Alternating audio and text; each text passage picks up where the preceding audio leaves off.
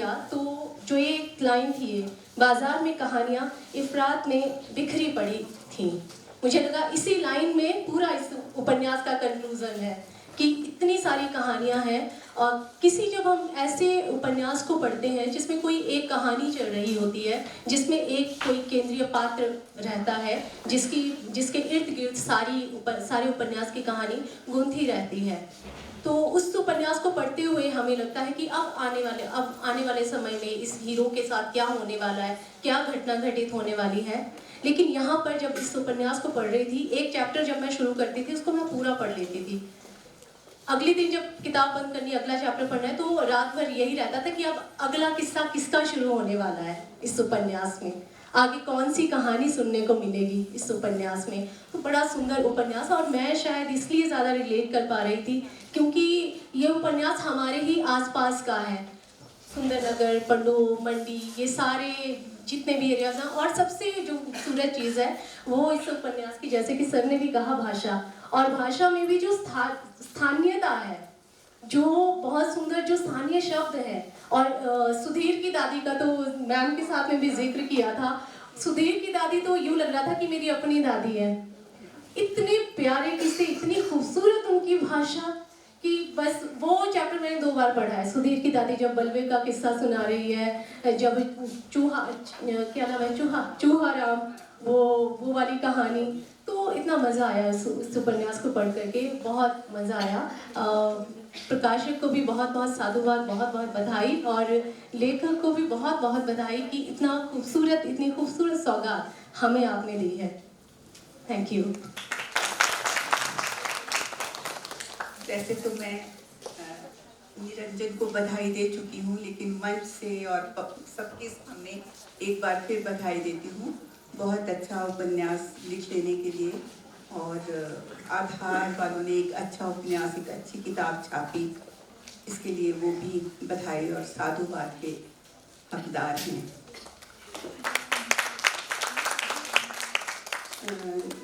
जिस दिन पिछले साल की शायद बात है, जब निरंजन से मैंने पूछा था आजकल क्या कर रहे हो, तो उन्होंने कहा था कि मैं एक उपन्यास पर काम कर रहा हूँ।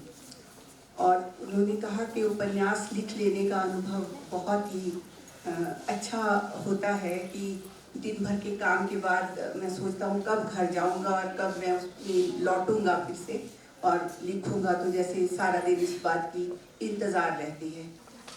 तो मैंने तो ये नावल एक सिटिंग में नहीं पढ़ा, लेकिन जितने दिनों में पढ़ा मुझे भी ये लगता था कि कब रात आएगी और मैं सोने से पहले बाजार उठा करके देखूंगी।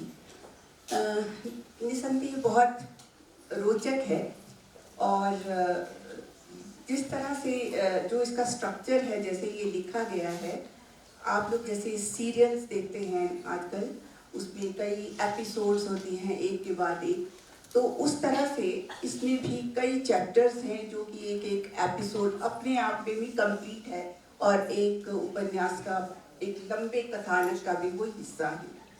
जैसा पहले भी कह दिया गया कि एक ऐसा कोई कथानक नहीं है इसमें, या ना ही ऐसा कोई मुद्दा है जिसको कि आप केंद्रीय मुद्दा मान सकते हैं या केंद्रीय इसका तथ्य मान सकते हैं। बहुत, जैसे नाम ही बाजार है, तो बाजार से जिस तरह का एक बिंब हमारे दिमाग में उभरता है, उसी तरह से इसकी संरचना भी है। बहुत सी चीज़ें हैं, एक दुकान के बाद दूसरी दुकान, दूसरी के बाद दूसरी, और तरह तरह का सामान, तरह तरह की चीज़ें, ऐसे ही एक चैप्टर के बाद दूसरा, दूसरे में कोई और चीज़, तीसरे में कोई और चीज़, और आगे, और सभी चीज़ें बहुत लुभावनी और रोचक। तो ये तो एक तरह से इस उपन्यास की मैं कह सकती हूँ कि बनावट है।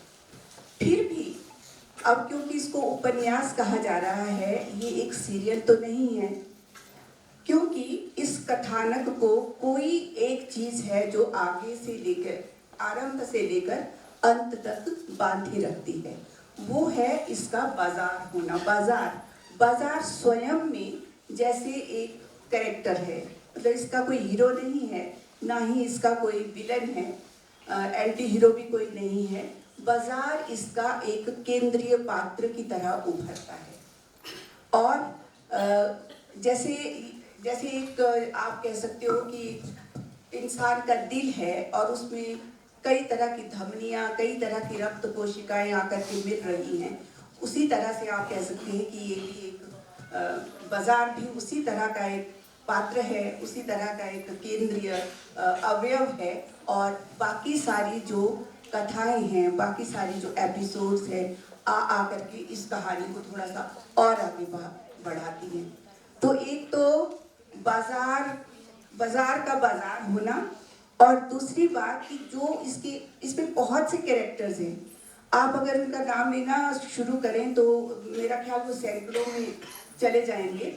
हाँ, लेकिन कुछ ही तो पात्र हैं जो आरंभ से लेकर अंत तक बने रहते हैं, और पात्र का पात्र होना और पात्र का एक उपयोगी अवयव होना उपन्यास का इस बात पर भी निर्भर करता है कि वो जो पात्र है, जैसे आपको पता है कि जो लोग साहित्य पढ़ते हैं कि पात्र कैरेक्टर कितनी तरह के होते हैं, फ्लैट कैरेक्टर्स, राउंड कैरेक्टर्स। तो राउंड कैरेक्टर वो होते हैं जो मतलब डेवलप होते हैं, आगे चलते जाते हैं, उनमें अंत तक जो पहले आप उनको देख रहे हैं अंत तक वो वैसे नहीं होते, और उस कथा के साथ साथ उनमें भी परिवर्तन आता चला जाता है। तो कुछ ही कैरेक्टर्स हैं जो कि इसलिए रोचक हैं और इसलिए इम्पोर्टेंट है, इसलिए आवश्यक है, महत्वपूर्ण है कि उनमें अंतर आता है और उनमें कुछ एक आप बदलाव देखते हैं, ग्रोथ देखते हैं, उनमें वो इवॉल्व होते हैं। बाकी अभी मैं पॉइंट्स को थोड़ा छू रही हूँ, आगे जब चर्चा चलेगी तो आगे कुछ कहूँगी। जैसे हम लोग चीज़ों को आजकल जो डिस्कोर्सेस जो चल रही हैं उनके साथ भी देखने को, उनके बरक्स भी देखने के एक तरह से अभ्यस्त हो गए हैं। तो बहुत से उपन्यास इसलिए हम देखते हैं इसमें कि फेमिनिस्ट एंगल क्या है या नहीं है। तो उस दृष्टि से जब मैंने इस उपन्यास को पढ़ा तो मुझे लगा कि इसमें बहुत कमी है फीमेल, मतलब जो विमेन कैरेक्टर्स हैं वो इसमें लगभग नहीं हैं, एक दो हैं, और वो भी इसके बहुत महत्वपूर्ण कैरेक्टर। जो दादी माँ है वो दादी है, जैसे इन्होंने कहा कि मेरी ही दादी है, तो दादियाँ तो सबकी बराबरी होती हैं एक तरह से, और उनमें सब में ये गुण रहते हैं। एक दो इसमें और कैरेक्टर्स हैं जो कि जैसे मतलब मुख्य पात्र जो है वो मेल हैं, मैन, और उन्हीं के लिए वो जो विमेन है वो यहाँ पर है। कोई किसी की प्रेमिका है, कुछ समय के लिए आती है फिर चली जाती है किसी वजह से, चाहे वो बाद में हम आएंगे। कोई ऐसा है जो जिसका पेशा है, पेशा करने वाली लड़की है वो है। तो मुझे लगा कि या तो निरंजन कतराए हैं कि ना ही यहाँ पर महिलाओं को लाया जाए, या इनको काफ़ी सुविधा रही इस बात में, तो ये अपने आप जवाब देंगे। तो किसी भी वजह से इसमें जो स्त्री पात्र हैं वो बहुत कम है, लेकिन ये बुराई भी नहीं है, क्योंकि कोई भी उपन्यास जो है वो उनको हटा भी सकता है, पूरी तरह से खारिज कर सकता है। उसमें सिर्फ मेन भी हो सकते हैं, और नॉवल को कोई फर्क नहीं पड़ता इस बात से कि महिलाएं हैं या नहीं हैं। लेकिन मुझे ये लगा, वैसे देखा जाए तो शायद बाजार में उनकी प्रेजेंस, उनकी उपस्थिति अपेक्षित भी नहीं है। बाजार जो है वो आदमी लोग कर रहे हैं, तो ऐसे लग रहा है जैसे एक mail oriented, male dominated society है, और एक मैस्कुलिन नजरिया है सारी चीज़ों को देखने का। तो जो एक फेमिनिस्ट या फेमिनिन दृष्टि है वो यहाँ पर थोड़ा सा मिसिंग है, उस नजरिए से चीज़ों को नहीं देखा गया है। कहीं कहीं उनके कमेंट्स हैं, वैसे तो हर घटना का औरतों के ऊपर भी उतना ही असर पड़ता है जितना कि पुरुषों के ऊपर, लेकिन यहाँ पर थोड़ा गौण है वो तत्व। तो ये शायद इनकी प्लानिंग का, इनकी योजना का, जो इन्होंने इसकी परिकल्पना की होगी उपन्यास की, शायद ये उसी का हिस्सा है। इसके विषय में और ज़्यादा मैं नहीं कहूँगी। तो बहुत सी खूबियाँ हैं उपन्यास में, और पहला उपन्यास निरंजन ने लिखा है, मुझे लगता है बहुत हद तक ये बहुत ही सफल है उपन्यास, क्योंकि ये जो घटनाक्रम है, जैसा कि अभी कहा, ये घटनाक्रम कुछ वर्षों का है।